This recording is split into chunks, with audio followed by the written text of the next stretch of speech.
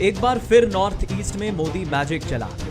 पूर्वोत्तर के 3 राज्यों के चुनाव नतीजे आ चुके हैं। बीजेपी की त्रिपुरा में एक बार फिर से वापसी हो रही है, जबकि नागालैंड में एनडीपीपी बीजेपी गठबंधन का जादू बरकरार है। त्रिपुरा, मेघालय और नागालैंड के विधानसभा चुनाव के नतीजों ने यह साफ कर दिया है कि देश के कोने कोने में मोदी का जादू लोगों के सर चढ़कर बोल रहा है। चुनाव से पहले भी बंसल न्यूज के खास कार्यक्रम में पूर्वोत्तर से आए युवाओं ने ये बताया था कि आखिर क्यों उन्हें मोदी इतना पसंद है। बताइए इनको sir, favourite politician. Modi ji हाँ, क्यों? क्योंकि उसके काम के बारे में बहुत सुनने को आ रहा है, तो इसीलिए भी मुझे मतलब नरेंद्र मोदी अच्छा लगता है, क्योंकि अच्छा। जब बहुत पहले से वो काम ही कर रहे जो पब्लिक को, हम जनता को अच्छा लगे।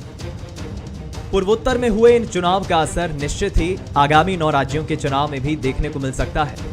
खासकर मध्य प्रदेश में त्रिपुरा और नागालैंड में मिली जीत पर एमपी बीजेपी में भी जश्न का माहौल है। बीजेपी ये दावा कर रही है कि मध्य प्रदेश में भी 2023 में कुछ ऐसे ही नतीजे आएंगे। मध्य प्रदेश की जनता मोदी और शिवराज पर पूरा भरोसा करती है। शानदार सफलता है भारतीय जनता पार्टी की।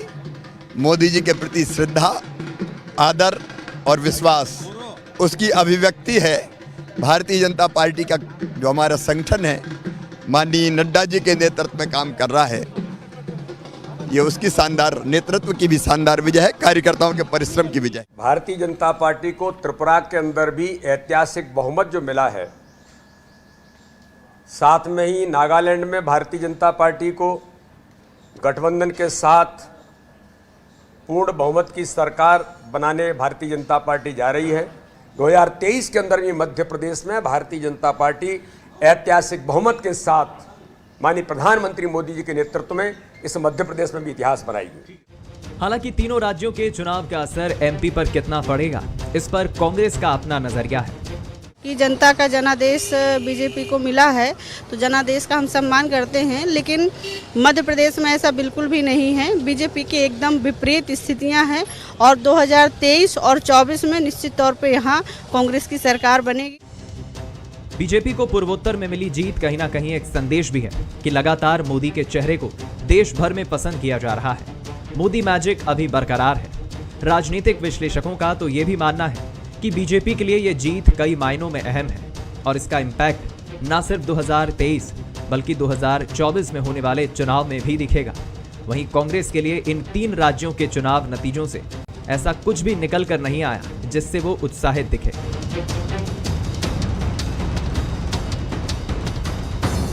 बंसल न्यूज के सवाल नंबर 1, बीजेपी को पूर्वोत्तर में मिली जीत का देश भर में क्या संदेश जाएगा? सवाल नंबर 2, मोदी मैजिक को कम करने कांग्रेस के पास कोई प्लान है? सवाल नंबर 3, मध्य प्रदेश सहित अन्य राज्यों के चुनाव में इन नतीजों का कितना असर दिखेगा? नमस्कार, मैं हूं मनोज सैनी। आज का हमारा मुद्दा है नॉर्थ ईस्ट में बीजेपी बेस्ट। जी हां, पूर्वोत्तर के 3 राज्यों के विधानसभा चुनाव में त्रिपुरा और नागालैंड के रिजल्ट आ चुके हैं। दोनों राज्यों में भारतीय जनता पार्टी को फिर से बहुमत मिला है। नागालैंड में बीजेपी गठबंधन को 37 और त्रिपुरा में 33 सीटें मिली है। कुल मिलाकर इन नतीजों से इतना तय हो गया है कि देश भर में मोदी मैजिक अभी बरकरार है, जिसका फायदा अब भारतीय जनता पार्टी को अन्य राज्यों के चुनाव में भी मिलेगा, क्योंकि आने वाले वर्षों में अभी हाल ही में कर्नाटका का चुनाव होना है। उसके बाद फिर 3 ऐसे राज्य, उत्तर भाषी राज्य, खासकर हम बात करें हिंदी भाषी राज्य, राजस्थान, मध्य प्रदेश और छत्तीसगढ़, यहाँ भी चुनाव दिखाई देंगे। लेकिन इसके बाद 24 की तरफ भी बढ़ेंगे। दोनों ही दल अपनी अपनी तैयारियों में लगे हुए हैं, लेकिन नॉर्थ ईस्ट के परिणाम आखिर क्या कहते हैं, यही आज हमारा मुद्दा है। मेरे साथ 3-4 मेहमान जुड़ रहे हैं। आशीष शर्मा जी है, भारतीय जनता पार्टी के विधायक। आशीष जी, आपका बहुत स्वागत है। डॉक्टर अशोक मरसकुले जी हैं, विधायक कांग्रेस के, आपका भी बहुत स्वागत है। चेतन्य भट्ट जी, वरिष्ठ पत्रकार, आपका भी बहुत स्वागत है। और हमारे न्यूज़ हेड शरद द्विवेदी जी भी जुड़ रहे हैं। सर, आपका भी बहुत स्वागत है। सबसे पहले शरद जी के पास ही चलूंगा मैं। शरद जी, ये ऐसे दौर में परिणाम आए हैं जब भारतीय जनता पार्टी निश्चित रूप से खुशियों के साथ आगे की अपनी तस्वीर भी देख पा रही होगी। 23 और 24 में कई ऐसे राज्य हैं जहां चुनाव होना है, और आज जब मुख्यमंत्री बंसल न्यूज़ से बात कर रहे थे तो वो भी इसी तरफ इशारा कर रहे थे, बी डी शर्मा भी इसी तरफ इशारा कर रहे थे। लेकिन कहीं ना कहीं कांग्रेस को कुछ सोचना पड़ेगा।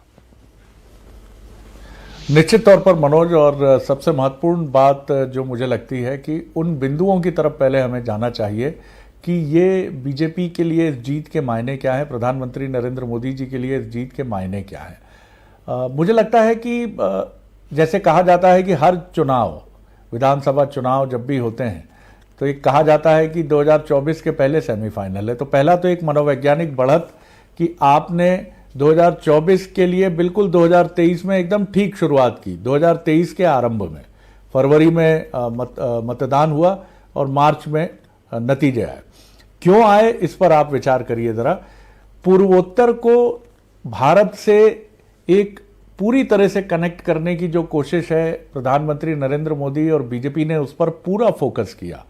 प्रधानमंत्री बनने के बाद नरेंद्र मोदी जी की 50 के करीब यात्राएं पूर्वोत्तर के राज्यों की हुई हैं और एक बड़ी बदली हुई रणनीति इस चुनाव में हमें दिखी कि पूर्वोत्तर के जो बीजेपी के नेता हैं, जो कुछ केंद्रीय मंत्री भी हैं, उन्होंने पहली बार खुलकर यह स्वीकार किया कि बीफ खाते हैं।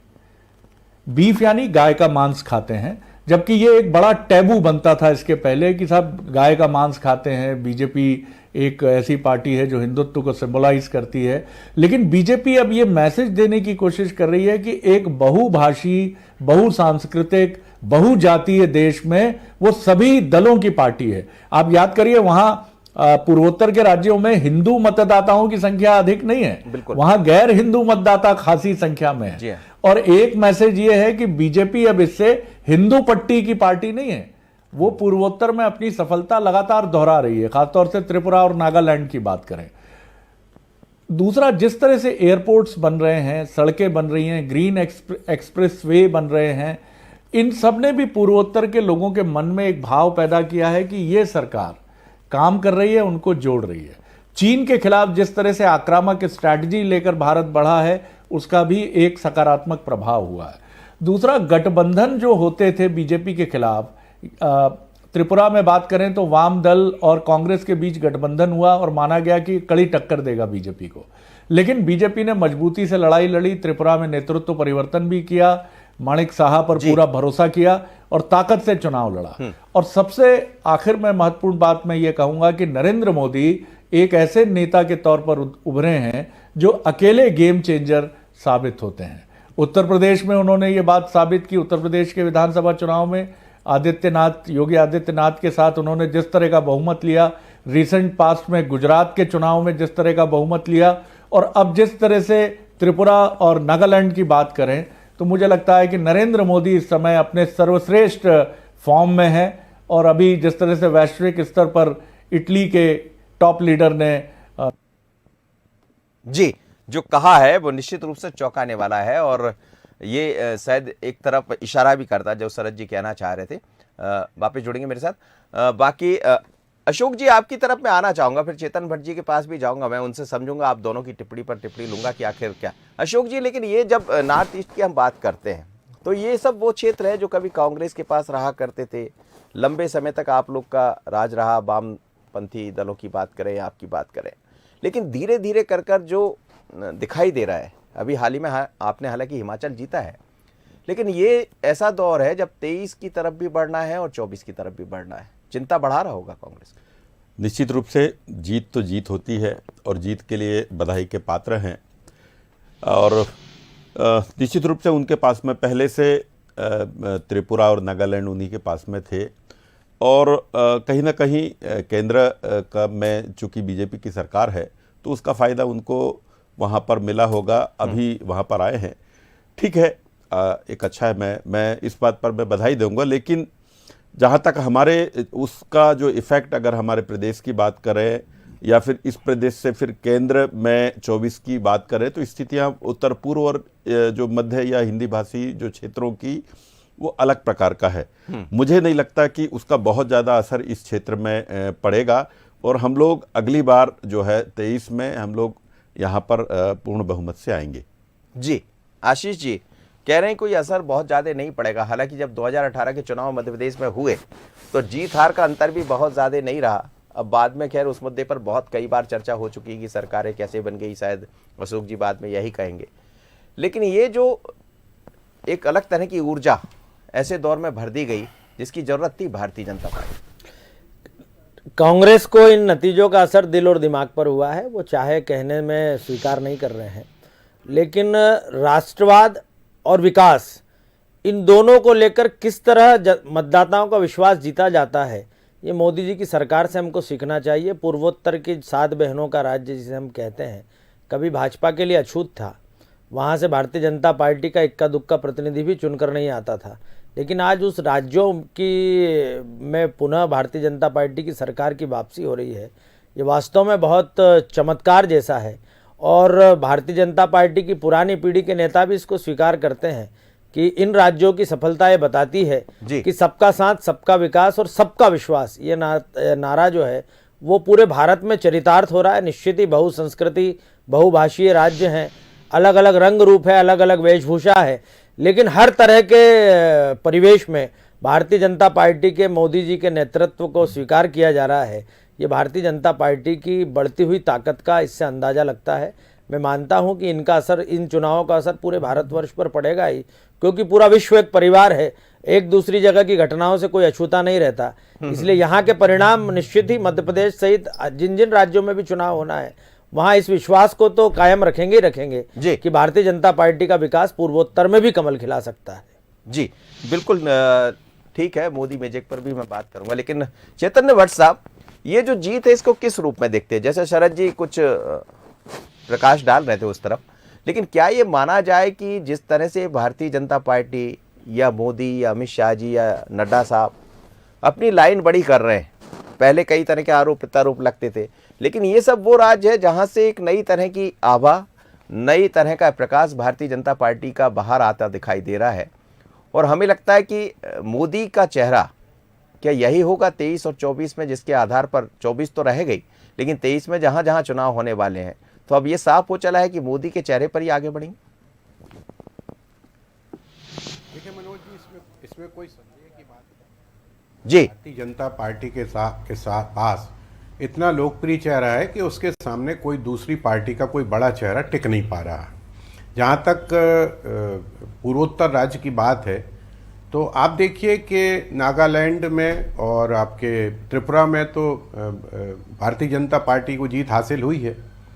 त्रिपुरा में कांग्रेस ने वाम दलों से गठबंधन किया था और वो एक जो नई पार्टी मोथा पार्टी आई है, उसके जो नेता हैं वो पहले कांग्रेस में ही थे। 2019 में जो प्रद्योत वर्मा हैं, वो कांग्रेस छोड़ के उन्होंने एक आदिवासियों के संघर्ष के लिए एक पार्टी बनाई थी और उस पार्टी ने पहली बार बहुत ज़बरदस्त प्रदर्शन किया। तो मुझे लगता है कि कांग्रेस के जो लोग छोड़ के जा रहे हैं, उससे कहीं ना कहीं कांग्रेस कमज़ोर हो रही है और इस बात को कांग्रेस को स्वीकार करना चाहिए। चाहे हेमंत विश्वकर्मा की बात हो या फिर ये प्रद्योत वर्मा की बात हो, ये सब कांग्रेसी नेता थे, लेकिन आज वो भारतीय जनता पार्टी में जाके मुख्यमंत्री के पद पे बैठे हुए हैं और मोथा पार्टी ने तो काफ़ी ज़बरदस्त प्रदर्शन किया है। तो मुझे लगता है कि मेघालय में भी जो आपके संगमा जी हैं, उनको भारतीय जनता पार्टी सपोर्ट करने वाली है। तय भी हो गया है कि उनको सपोर्ट किया जाए और उन्होंने भी मांग की है अमित शाह जी से कि आप हमें सपोर्ट करें। तो मुझे लगता है कि तीनों स्टेट में भारतीय जनता पार्टी की सरकार बनेगी, बन चुकी है। इसका इम्पैक्ट क्या होगा, निश्चित तौर पे आप ये मान के चलिए कि एक सेंटिमेंट होता है जी। जब किसी भी प्रदेश में, अगर 3 प्रदेशों में चुनाव हुए हैं और तीनों प्रदेश में भारतीय जनता पार्टी को जीत हासिल हुई है जी, तो दूसरे प्रदेशों में उसका असर होगा। अभी कुछ समय बाद 6, 7, 8 विधानसभाओं के चुनाव होने वाले हैं, तो उनका असर पड़ेगा। और देखिए क्या होता है कि जब जीत हासिल होती है तो कार्यकर्ताओं में उत्साह होता है, उत्साह का सृजन होता है और वो और ज़्यादा मेहनत करते हैं। और भारतीय जनता पार्टी की तो ये विशेषता मानता हूँ मैं कि वो हमेशा एक चुनाव के बाद दूसरे चुनाव की तैयारी में लग जाती है। जिस तरह से उनकी तैयारी होती है, प्रधानमंत्री का जैसा भी शरद जी ने बताया कि पूर्वोत्तर राज्य में 50 से ज़्यादा बार वो जा चुके हैं, वहाँ डेवलपमेंट भी हो रहा है।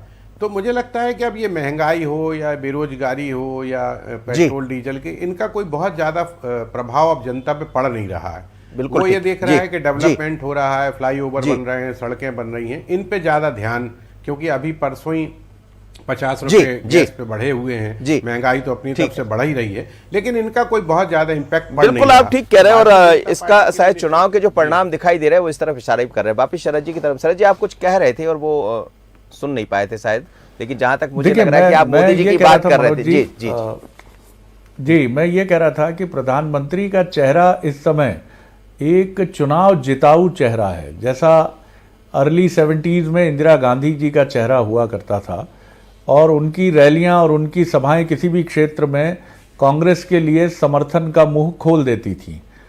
आप ये देखिए कि हम पूर्वोत्तर के किसी भी चेहरे को नहीं जानते हैं उस तरह से कि एक बड़ा लीडर है वो, माणिक साहा को छोड़ दें अगर हम, जिनका नाम हमने काफी सुना है, लेकिन बाकी अगर आप देखिए तो प्रधानमंत्री का चेहरा ही इस चुनाव में सबसे बड़ा चेहरा रहा। चलिए पूर्वोत्तर की तो बात छोड़िए, उत्तर प्रदेश के चुनाव की तरफ हम आते हैं। जी। योगी आदित्यनाथ एक बड़ा चेहरा है, बहुत बड़ा चेहरा है, लेकिन फिर भी प्रधानमंत्री जी ने जिस तरह से उत्तर प्रदेश में रैलियां करके एक प्रभाव पैदा किया, वो ये बताता है कि इस समय वो न सिर्फ क्राउड पुलर लीडर हैं, बल्कि वो एक ऐसे लीडर हैं जिन पर लोग भरोसा कर रहे हैं। अब सवाल ये है कि क्या विपक्ष इसका जवाब कैसे दे।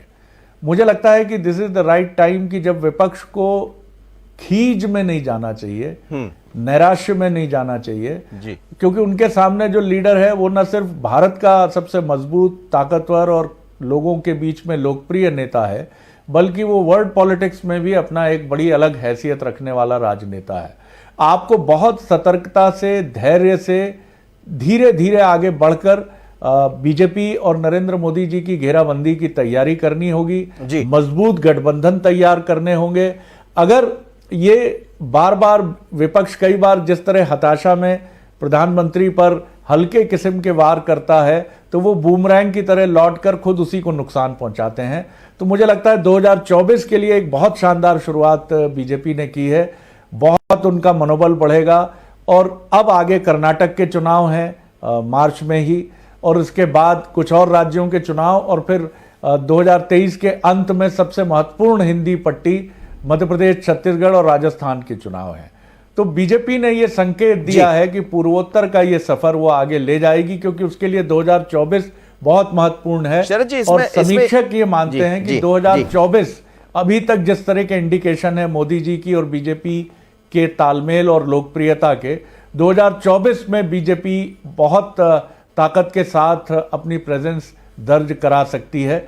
बहरहाल तो संकेत बड़े अच्छे दिए हैं अगर आप बात करें 2023 के आरंभ की। लेकिन इसमें मैं एक लाइन और आपसे समझना चाहूंगा कि जिस तरह से अमित शाह के दौरे मध्य प्रदेश में हुए, हाल ही में फिर चर्चा है छिंदवाड़ा की जिस पर हम जिक्र किए थे, लेकिन अब प्रधानमंत्री के बारे में भी कहा जा रहा है कि वो विदिशा के पास सांची आ सकते हैं और संभावना यही है कि अगले महीने यानी इसी मार्च लास्ट या अप्रैल में वो दिखाई देंगे। तो क्या वो जो लाइन, जिस लाइन को आप बड़ी करने की बात कर रहे हैं, चाहे वो नॉर्थ ईस्ट में बड़ी की गई, मोदी का चेहरा, अमित शाह के साथ आना, ये इस तरफ चल पड़े?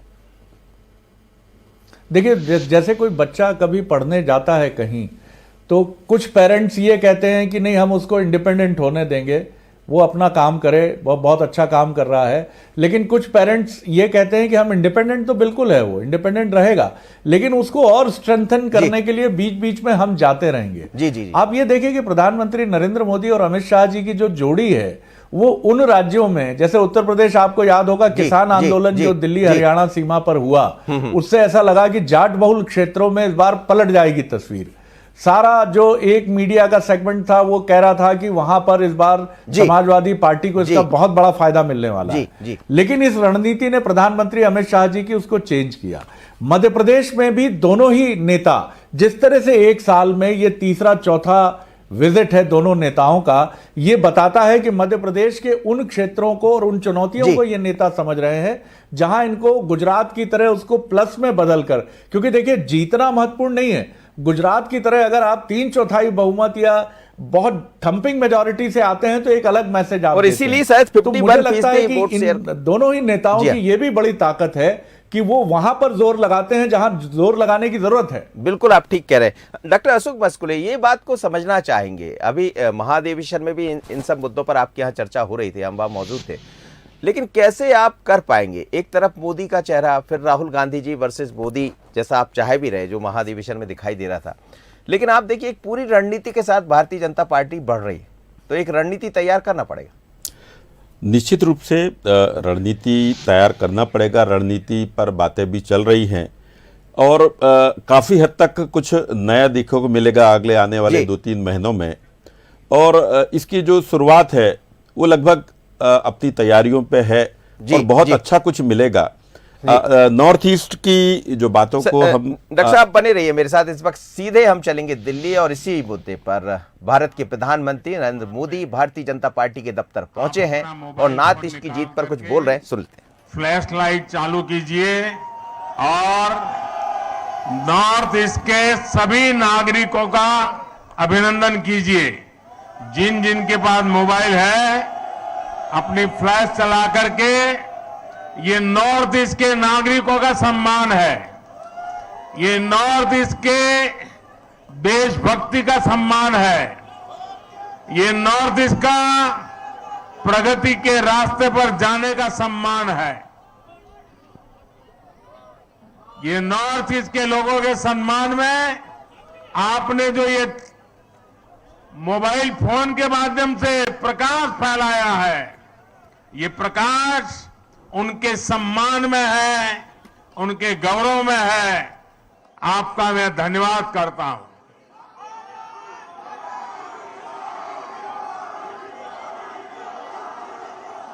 साथियों, बीते वर्षों में भाजपा मुख्यालय ऐसे अनेक अवसरों का साक्षी बना है। आज हमारे लिए जनता जनार्दन को विनम्रता से नमन करने का एक और अवसर आया है।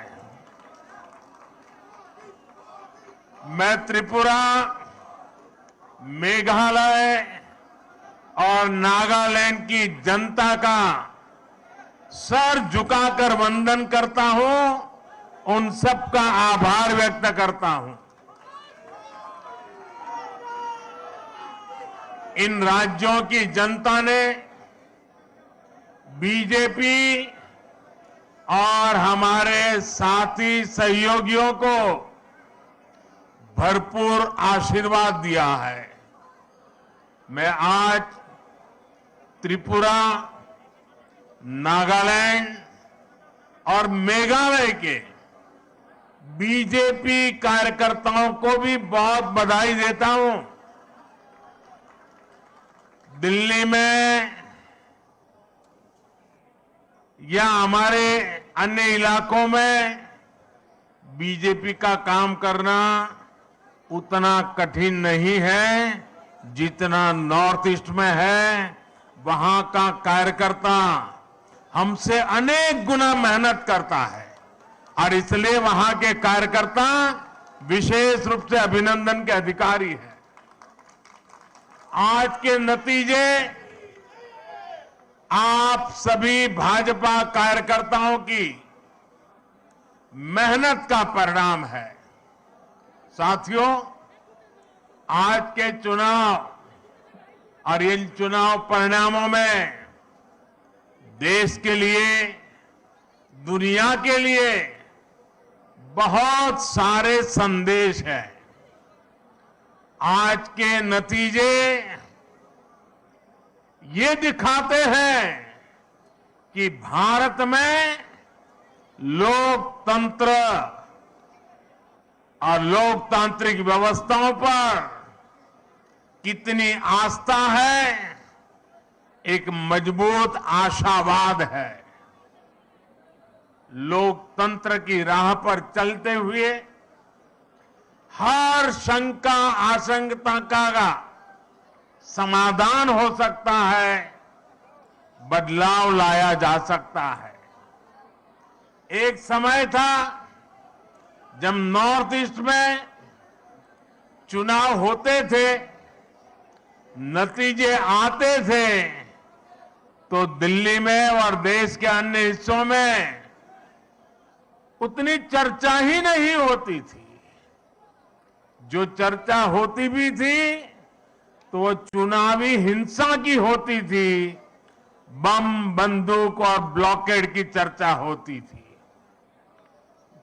त्रिपुरा में तो हाल ये था कि पहले एक पार्टी के अलावा किसी दूसरी पार्टी का झंडा तक नहीं लगाया जा सकता था, और अगर किसी ने लगाने की कोशिश की तो उसको लहूलुहान कर दिया जाता था। इस बार इन चुनावों में हमने कितना बड़ा परिवर्तन देखा है। भाजपा ने नॉर्थ ईस्ट की राजनीति की दिशा ही नहीं, उसकी दशा ही नहीं, लेकिन एक आत्मविश्वास से भरा हुआ और नई दिशा पर चल पड़ा हुआ नॉर्थ ईस्ट हम देख रहे हैं। आज सुबह से मैं जब टीवी देख पाया, इन चुनावों के नतीजे ही छाए रहे। ये सिर्फ दिलों की दूरी समाप्त होने का ही नहीं, बल्कि ये नई सोच का प्रतिबिंब है। अब नॉर्थ ईस्ट न दिल्ली से दूर है और न ही दिल से दूर है।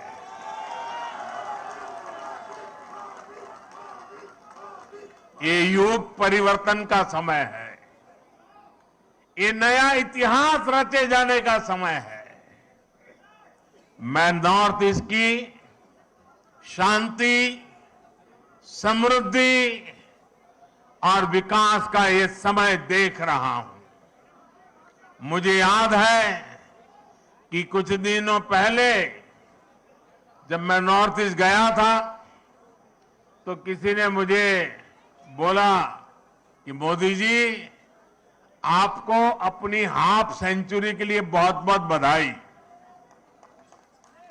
तो मैंने उनको पूछा कि भाई ये कैसी हाफ सेंचुरी आप बता रहे हैं? तब उन्होंने मुझे बताया कि जब से बोले आप प्रधानमंत्री बने हैं, आप 50 से भी ज्यादा बार नॉर्थ ईस्ट का विजिट कर चुके हैं, जो अभी नड्डा जी बता रहे थे।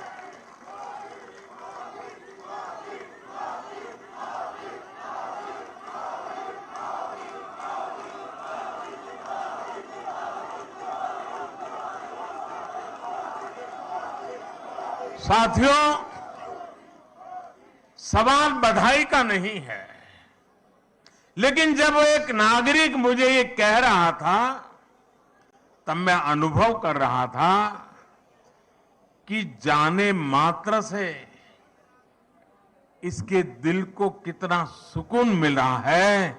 नॉर्थ ईस्ट के राज्यों के दिलों में कितना प्यार उमड़ करके आया है, उसकी वो अभिव्यक्ति थी। और तब मुझे लगता था कि मेहनत कभी न कभी तो रंग लाती है।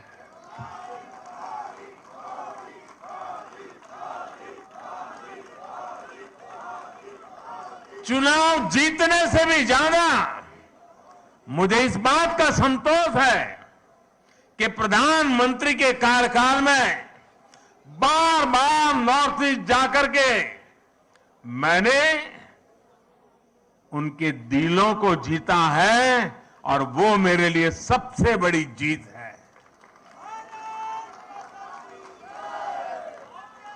मुझे ये संतोष भी हुआ कि पूर्वोत्तर के लोगों को ये एहसास हो रहा है कि अब उनकी उपेक्षा नहीं होती। केंद्र की भाजपा सरकार में नॉर्थ ईस्ट के राज्यों को भी उतना ही महत्व मिलता है। साथियों, आज बहुत सारे पॉलिटिकल विश्लेषक बीजेपी की सफलता को समझने का प्रयास कर रहे हैं। कुछ हमारे विशेष शुभचिंतक भी हैं। इन विशेष शुभचिंतक जिनके पेट में ये सोच सोच करके दर्द होता है कि बीजेपी की जीत का राज क्या है। तो बात हो रही है नॉर्थ ईस्ट में बीजेपी बेस्ट, लेकिन जिस तरह का बेस्ट यानी परफॉर्मेंस दिखाया है बीजेपी ने, वो 2023-24 के लिए क्या कुछ वैसा ही कर पाएगा? जाहिर सी बात है, प्रधानमंत्री नरेंद्र मोदी भी इस बीच बोले दिल्ली में, तो उनका मकसद भी यही था कि ये सब वो स्थान है जहां पर कभी हम कल्पना कर सकते थे, लेकिन आज वहां के लोगों ने विश्वास जताया। पर बड़ा सवाल यही कि कांग्रेस आखिर इस खोए हुए विश्वास को कैसे पाएगी और इसका सीधा लाभ क्या 23 और 24 में बीजेपी को मिलेगा? नजर रहेगी इस पर। मुझे और बाकी लोगों को दीजिए इजाजत, बने रहिए बंसली पर। नमस्कार।